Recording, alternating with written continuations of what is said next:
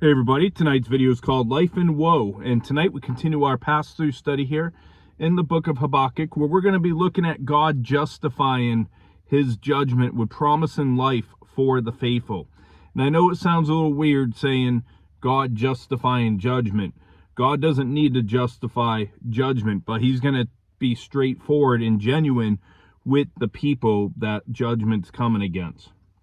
So we're going to see the Lord announce judgment, that the Chaldeans would also see judgment for their wickedness. God uses them as an instrument, and now God's going to judge them. So we are in the book of Habakkuk, chapter 2 tonight, and we're going to open up in verse 2 and 3, because I covered verse 1 in the last video. It says, "Then the Lord answered me and said, write the vision and make it plain on tablets, that he may run who reads it. For the vision is yet for an appointed time, but at the end it will speak, and it will not lie. Though it tarries, wait for it, because it will surely come. It will not tarry." So verse 2 refers to clarity of form, so even one who runs by it may easily absorb its meaning, or to clarify of contents, so that the courier could easily transmit the messages to others. And so Habakkuk was to record the vision, to preserve it for posterity, so that all who read it would know of the certainty of its fulfillment. And it's very similar language here to that of Daniel chapter 12, verse 4 through 9. And the prophecy has lasting relevance, and thus had to be preserved. And although a period of time would occur before its fulfillment, all were to know that it will occur at God's appointed time, as seen in Isaiah chapter 13 and Jeremiah chapters 50 and 51. And Babylon would fall to the Medo-Persian kingdom of Cyrus in 539 BC, as seen taking place in the book of Daniel chapter 5, which I've done a study through Daniel earlier in the springtime, and my friend Brian also did a study through the book of Daniel at the start of the year. And so Habakkuk 1:2, not Habakkuk 1:2, but Habakkuk 2:2 is a very popular verse that we're going to see here in just a couple months, as we're already going to be moving toward a new year. And I see many topical preachers take Habakkuk chapter 2 verse 2 and they point it to, New Year's resolutions or goals, or New Year's revelations, whatever the case might be, or for a church vision.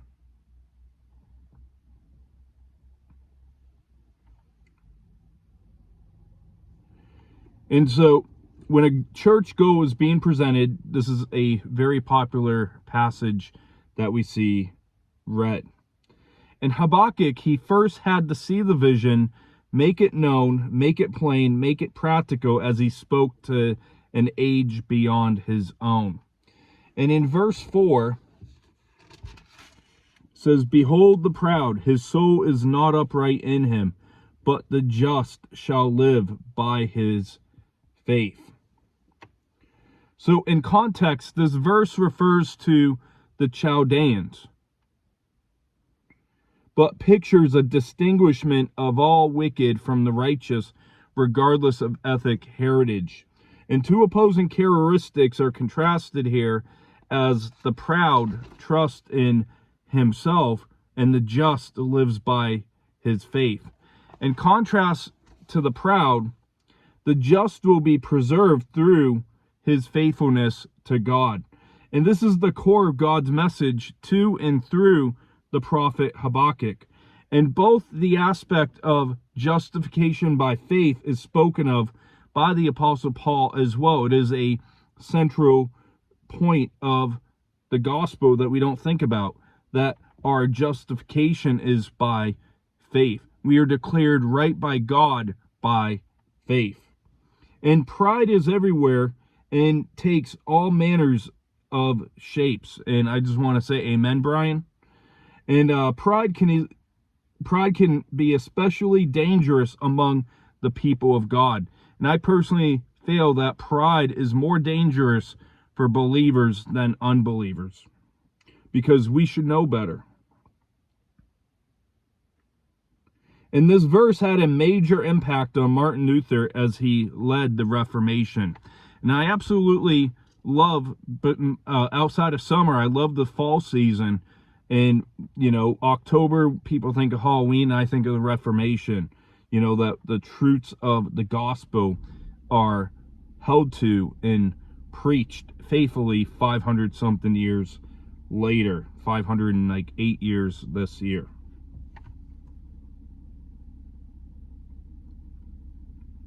And verse 5 says, "Indeed, because he transgresses by wine, he is a proud man, and he does not stay at home, because he enlarges his desire as hell.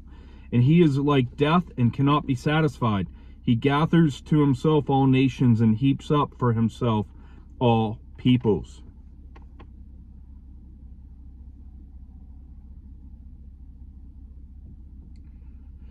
So,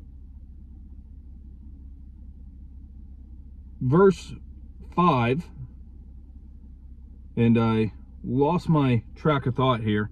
So the attack against the Chaldeans served as the basis for the dunifications described in the remainder of the chapter ahead. And they were proud and greedy, and like hell and death, they were never satisfied, but they always wanted more, as described in the book of Proverbs chapter 1 verse 12, and Proverbs 27 verse 20, and Proverbs chapter 30 verse 15 and 16. And the arrogance and the insatiability of the Babylonians is compared to a drunkard intoxicated with wine. And verse 6 says, "Will not all these take up a proverb against him, and a taunting riddle against him, and say, Woe to him who increases, what is not his, how long? And to him who loads himself with many pledges." So all these is a reference to all the nations who suffered at the hands of the Babylonians. And woe is an exclamation of judgment. And the Babylonians enacted heavy taxation of conquered nations. And such action often accompanied loans with excessive interest made to the poor, as seen in Deuteronomy 24 verse 10 through 13, 2 Kings chapter 4 verse 1 through 7, and the book of Nehemiah chapter 5. And here through the remainder of the chapter is the 5 woes in the form of a taunt song. Verse 7 and 8, will not your creditors rise up suddenly? Will they not awake who oppress you? And you will become their booty, because you have plundered many nations. All the remnant of the people shall plunder you, because of men's blood and the violence of the land and the city, and of all who dwell in it. So the survivor or nations from which taxation was extorted speak of the creditors. And the violence and the bloodshed through which the Babylonians have gained their plunder cries out to be avenged, as seen in the book of Genesis chapter 4 verse 10. And verse 9 says, "Woe to him who covets evil gain for his house, that he may set his nest on high, that he may be delivered from the power of disaster." So the Chaldeans sought to make their cities impregnable and inaccessible to the enemy, as Isaiah 14 verse 13-14 shows, wanting to protect themselves from any accusations of their enemies might have sought to shower upon them. And birds of prey often make their nest in high and inaccessible places. And the Babylonians thought that they were safe in their position, and God addressed the greedy man, telling him that he is ripe for judgment. In verse 10 and 11, "You give shameful counsel to your house, cutting off many peoples, and sin against your soul. For the stone will cry out from the wall, and the beam from the timbers will answer it." So the Chaldean leaders, by counseling to kill, shamed themselves and harmed their souls. And the wall of their houses, built with stones and timbers taken from others, testified against them.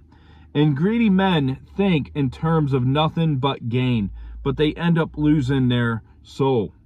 In verse 12 through 14, woe to him who builds a town with bloodshed, who establishes a city by iniquity.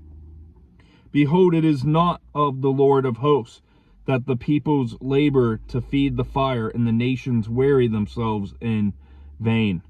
For the earth will be filled with the knowledge of the glory of the Lord as the waters cover the sea.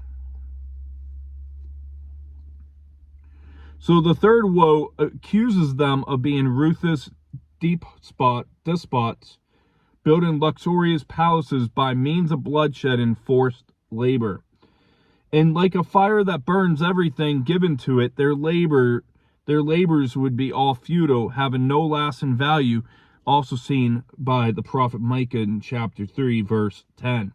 And in contrast to the self-exaltation of the Chaldeans, whose efforts came to naught, God promised that the whole earth would recognize the glory of the establishment of his millennial kingdom, as also referenced in Numbers chapter 14, verse 21, Psalm 72, verse 19, Isaiah chapter 6, verse 3, and Isaiah chapter 11, verse 9.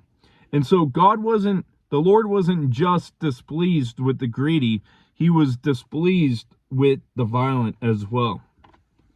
In verse 15, 16, woe to him who gives drink to his neighbor, pressing him to the bottle, to your bottle, even to make him drunk, that you may look on his nakedness. You are filled with shame instead of glory. You also drink and also be exposed as uncircumcised. The cup of the Lord's right hand will turn against you, and utter shame will be on your glory. So the fourth charge is debauchery, where Babylon forced others to become intoxicated and poisoned, and it making them behave shamefully and become easy prey. And as Jeremiah showed, they too would be forced to drink the cup of the Lord's wrath and exposed to public shame, as seen in Jeremiah chapter 49, verse 12. And I actually did a verse-by-verse study ending last year in the book of Jeremiah. And the uncircumcised speaks of the alien from God, as seen in Jeremiah 4:4. And what the Chaldeans did to others would also be done to them. And Babylon's glory would be covered by shame. Verse 17. For the violence done to Lebanon will cover you, and the plunder of beasts which made them afraid because of men's blood, and the violence of the land and the city, and of all who dwell in it. So the reference may be to the ruthless exploitation of trees and animals, providing building materials, firewood, and food, which is often accompanied in military campaigns. And Lebanon's beautiful cedars were plundered for selfish purposes, such as seen in Isaiah chapter 14, verse 7 and 8, and Isaiah 37, verse 24. And it also includes the slaughter of men. And verse 17 also suggests that it may symbolize Israel and her inhabitants, whom King Nebuchadnezzar had conquered, as seen in 2 Kings 14, verse 9, Jeremiah 22, verse 6, Jeremiah 22, verse 3, and Ezekiel 17, verse 3. And so the prophet Habakkuk, he doesn't only rebuke the drunk, but also those who promoted drunkenness. He rebukes those who promote the sin as well. In verse 18, 19, what profit is the image that its maker should carve it, the molded image, a teacher of lies, that the maker of its mold should trust in it, to make mute idols. Woe to him who says to wood, awake, to silent stone, arise, and it shall teach. Behold, it is overlaid with gold and silver, yet in it there is no breath at all. So the fifth accusation is idolatry, exposing the folly of following other gods, as seen in Isaiah 41, verse 24, in Isaiah 44 verse 9. And the destruction of the Chaldeans would demonstrate the superiority of the Lord over all of God's, with the lowercase. And check out 1 Kings 18:27 and Jeremiah 2:27 for a comparison of the sarcasm of Elijah's words to the prophets of Baal at Mount Carmel. In verse 20, to finish the chapter, says, "But the Lord is in his holy temple. Let all the earth keep silence before him." So the holy temple is a reference to heaven from where the Lord rules, as seen in Psalm 11 verse 4, and answers the prayers of those who seek him again, as in 1 Kings chapter 8 verse 28 through 30 and Psalm 73 verse 17. And in contrast to the silence of the idols, the living sovereign ruler of the universe calls all the earth to be silent before him, and none can assert his independence from him. All the earth must worship in humble submission, as seen in Psalm 46 verse 10 and Isaiah 52 verse 15.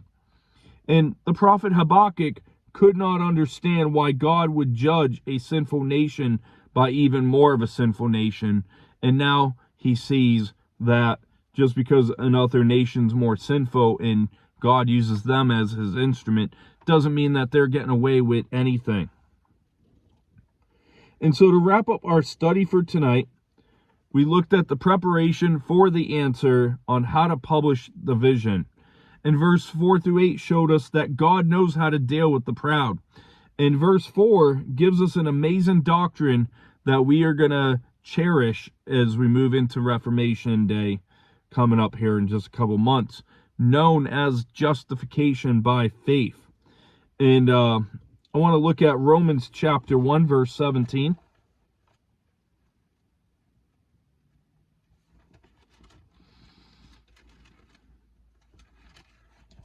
Romans 1:17. "For in it the righteousness of God is revealed from faith to faith, as it is written, the just shall live by faith."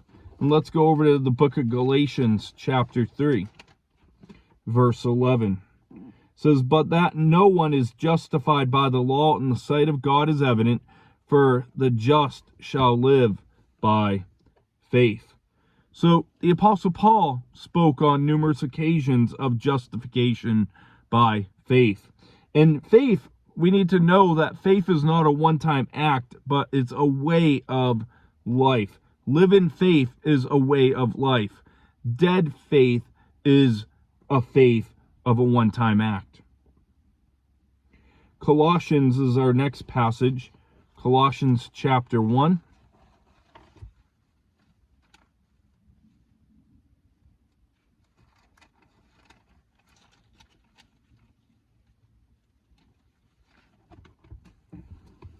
Colossians chapter 1 verse 22-23.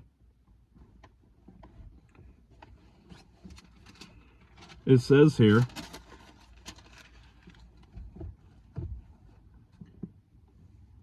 I'm going to actually bump it up. We'll do Colossians chapter 1 verse 21 through 23. And it says, "And you who once were alienated and enemies in your mind by wicked works, yet now he has reconciled in the body of his flesh through death, to present you holy and blameless and above reproach in his sight. If indeed you will continue in the faith, grounded and steadfast, and are not moved away from the hope of the gospel which you have heard, which was preached to every creature under heaven, of which I, Paul, became a minister." So faith matters, and we are not called to live by devotions. We are not called to live by our works. We're not called to live by our failings or circumstances, but we are called to live by faith.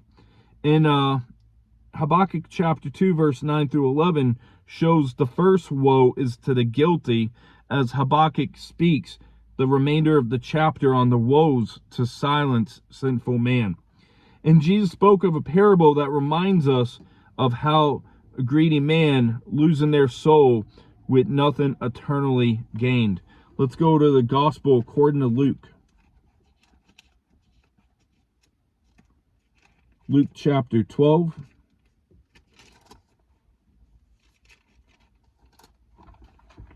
Luke 12, verse 16. We'll start verse 16 through 21. It says, Then he spoke a parable to them, saying, The ground of a certain rich man yielded plentifully. And he thought within himself, saying, What shall I do, since I have no room to store my crops? And so he said, I will do this, I will pull down my barns and build greater, and there I will store all my crops and my goods. And I will say to my soul, Soul, you have many goods laid up for many years. Take your ease, eat and drink, and be merry.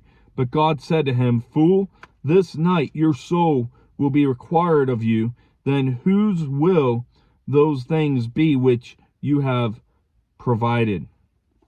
So is he who lays up treasure for himself and is not rich toward God. So Jesus gave that parable of the greedy man who loses his soul with nothing eternally gained, even though he has riches materialistically. And Habakkuk chapter 2, verse 12 through 14 shows the woe given to the violent. Verse 15 through 17 shows the woe given to the drunk and those who cheer on the drunkenness. And while many today don't like to acknowledge it, God is against drunkenness. It's probably something we don't hear of very much preached against in churches. And I want to go over to Ephesians chapter 5.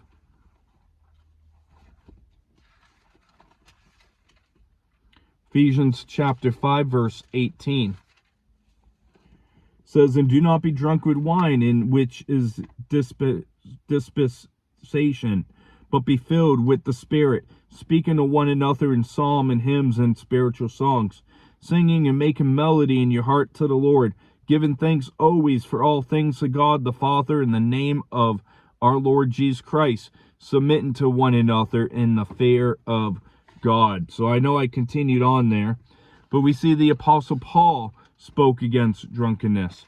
Let's also check out Galatians chapter 5, verse 21. And I'm actually going to bump it up to verse 19 through 21. Galatians 5:19 says, Now the works of the flesh are evident, which are adultery, fornication, uncleanness, lewdness, idolatry, sorcery, hatred, contentions, jealousies, outbursts of wrath, selfish ambitions, dissensions, heresies, envy, murders, drunkenness, revelries, and the like, of which I tell you beforehand, just as I also told you in time past, that those who practice such things will not inherit the kingdom of God. So approximately, we don't even think about how many people are affected by alcohol each year. And approximately 178,000 people in the U.S. are killed each year from alcohol-related tragedies or accidents or negligence. And more than $100 billion is lost economically in the U.S. because of the effects of alcohol, where it makes people with addictions useless in employment. They become unemployment and loss of productivity. And the chapter ends with the woe of the idolater here. And we'll see in next as we'll be wrapping up the book of Habakkuk here, looking at the prophet's prayer. So I hope you have a great rest of your evening. God bless, and we'll see you for our next meetup.